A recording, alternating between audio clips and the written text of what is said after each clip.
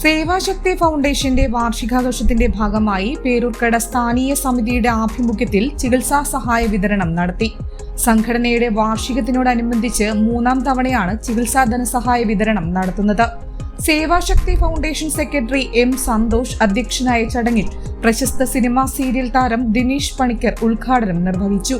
Vice president Sunilkumar ചികിത്സാ ധനസഹായ വിതരണം നടത്തി.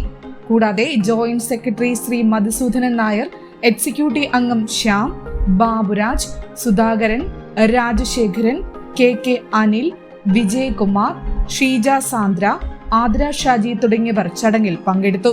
രോഗത്താൽ ഭാരപ്പെടുന്ന 20ഓളം കുടുംബത്തിന് ഒരു ചെറിയ സഹായം നൽകാൻ സേവാശക്തിക്ക് കഴിഞ്ഞു എന്നതിൽ അഭിമാനം കൊള്ളുന്നു. കൂടാതെ നമ്മുടെ ഈ പ്രവർത്തനങ്ങൾക്കൊപ്പം സാമ്പത്തികമായും അല്ലാതെയും സഹകരിക്കുന്നവർക്കും നന്ദി അർപ്പിക്കുന്നു.